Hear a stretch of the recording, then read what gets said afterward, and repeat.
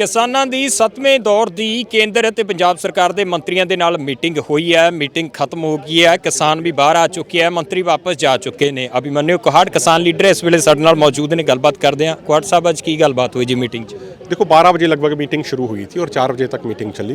MSP guarantee कानून के मुद्दे पर चर्चा हुई। माननीय केंद्रीय मंत्रियों ने कहा कि भाई जो आपने जानकारियां हमें दी थी ऑथेंटिकेटेड सोर्सेज के साथ, हमने गहराई से उस पर कई बार स्टडी करी है और सरकार को लगता है कि एमएसपी गारंटी कानून में 4-5 इशूज़ आ सकते हैं, 4-5 दिक्कतें आ सकती हैं। हमने कहा कि स्पष्ट कि हमें नहीं लगता कि ये इस तरीके की कोई दिक्कत आएगी। तो सरकार ने कहा कि भाई हमें अपना इंटर मिनिस्ट्रल डिस्कशन करने के लिए समय चाहिए, सभी मंत्रालयों को आपस में बात करने के लिए समय चाहिए, तो इसलिए उन्होंने समय मांगा है। ठीक है, बातचीत करना, आपस में चर्चा करना उनका अधिकार है। 4 मई को अगली बैठक होगी।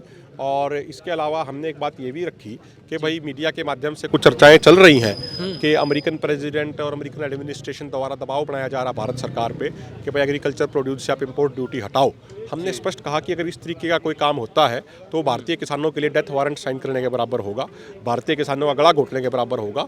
तो इस पर उन्होंने कृषि मंत्री जी ने कहा कि भाई हमने ना तो कोई किसी के दबाव में पहले कोई फैसला लिया, ना आगे किसी के दबाव में फैसला लेंगे। आप निश्चिंत रहिए, भारतीय किसानों के और भारत के इंटरेस्ट की वो जरूर उसके ऊपर रक्षा करने का कार्य करेंगे। पीयूष गोयल जी ने कहा कि भाई ये महज अफवाहें हैं, इस तरीके की कोई भी बात नहीं है। ਇਹਦੇ ਨਾਲ ਇੱਕ ਹੋਰ ਵੀ ਚਰਚਾ ਕੋਹਾੜ ਸਾਹਿਬ ਚੱਲੀ ਸੀ। ਸਵੇਰ ਤੋਂ ਹੀ ਇਹ ਖਬਰਾਂ ਆ ਰਹੀਆਂ ਸੀ ਕਿ ਫੋਰਸ ਹੈ ਜਿਹੜੀ ਉਹ ਡਿਪਲੋਏ ਕੀਤੀ ਜਾ ਰਹੀ ਹੈ ਸ਼ੰਭੂ ਤੇ ਖਨੌਰੀ ਦੋਨਾਂ ਮੋਰਚਿਆਂ ਦੇ ਆਲੇ ਦੁਆਲੇ।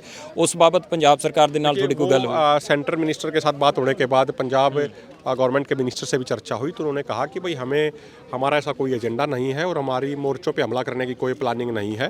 वो नशों के खिलाफ कोई अभियान चला रहे हैं, उसके लिए मोबिलाइजेशन कर रहे हैं। जबकि जैसे ही कल से ये चर्चा चली थी उसी समय से मोर्चों पे बड़ी मोबिलाइजेशन होने लग गई।